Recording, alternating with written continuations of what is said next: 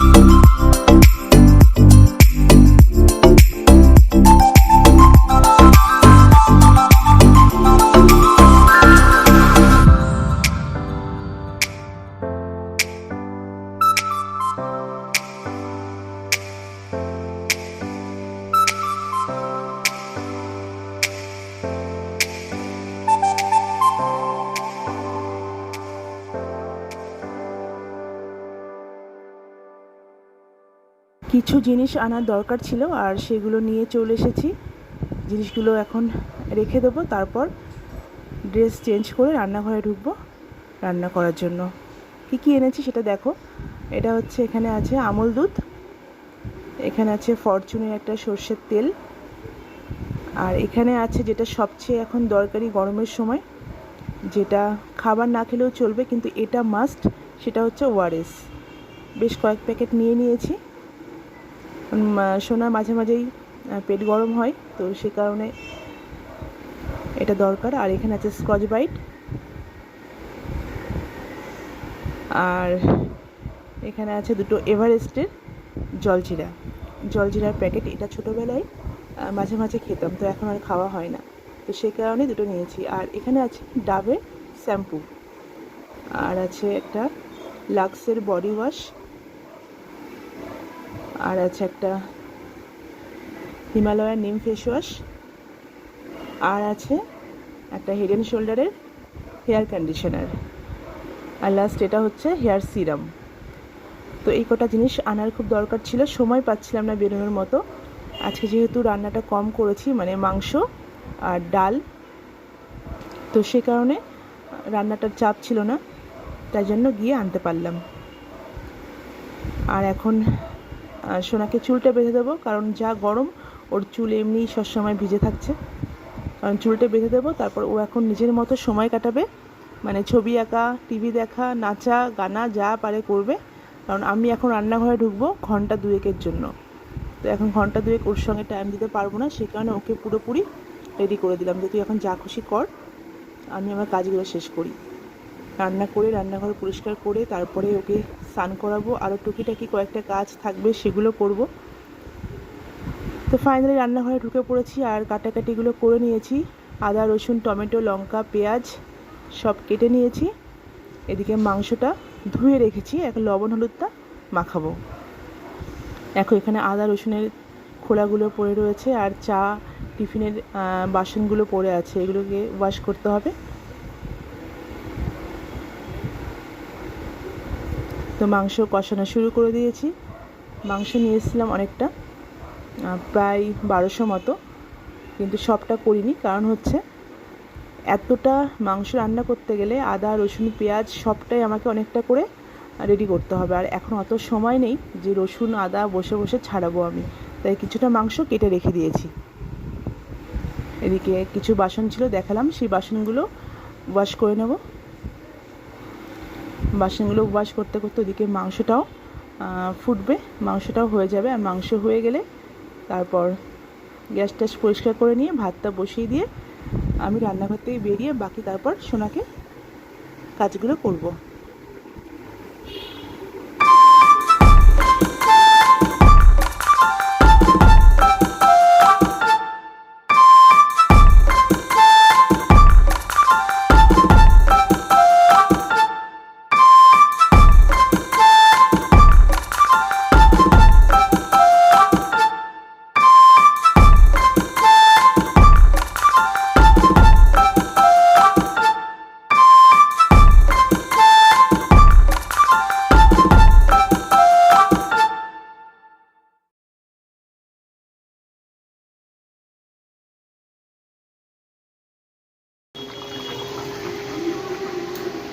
তুমি এখানে এসছো কেন?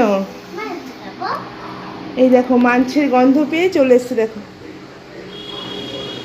মাংস ফুটছে এখনো,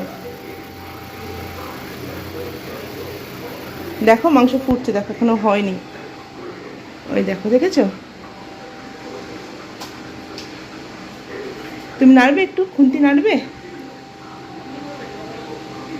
ওটা ঠান্ডা জল, আমি রান্না করতে করতে খাচ্ছি, গরম লাগছে তো তাই জন্য, তুমি খেও না, ওটা ফ্রিজের জল।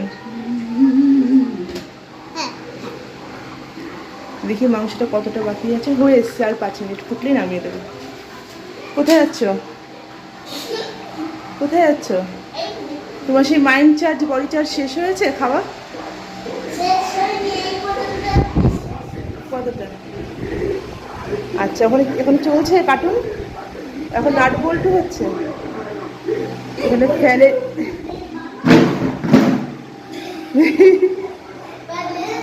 না একদম, এখানে কি করছিস তুই? খাতা পেন নিয়ে শোনা, ব্যালকনি দরজাটা খুলে দে, এটা গরম লাগছে তো, হাওয়াটা আসুক।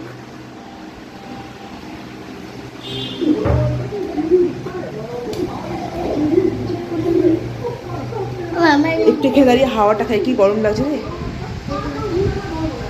চেরি বিয়ার না, ওটা বিয়ার তো, হোয়াইট বিয়ার। মাংস হয়ে গেছে, আর যেদিনকেই মাংস হয় সোনা এটা ডেলিকার রুটিন, মানে প্লেট নিয়ে দাঁড়াবে 1 পিস মাংস টেস্ট করার জন্য। আর সেরকমই চলে এসেছে প্লেট নিয়ে, আগে বলতে ঝোল দাও, তারপরে মাংসটা ও বলে দেবে যে কোনটা নেবে সেটা আমি দেব। কারণ ও সব রকম মাংস খায় না, সলিড মাংস খেতে পারে না, রাউন্ড পিস যেগুলো থাকে গোল মতো সেইগুলো পছন্দ করে। তো নিজে বেছে নিল কোনটা নেবে, তো সেটা নিয়ে এখন তারপর টিভির সামনে বসে বসে গিয়ে খাবে। আর এদিকে রান্না দেখো, মাংসটা দেখালাম আগেই, মাংসর ঝোল হয়ে গেছে, আর সাথে আছে আমের চাটনি।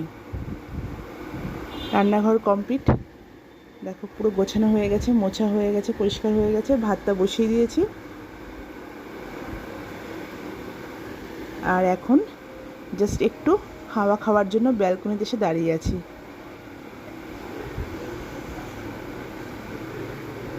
সোনাকে এখন স্নান করাবো। সোনা ঘরে আছে, গামছা পরিয়ে দিয়েছি, ওই জন্য বেরোচ্ছে না লজ্জাতে।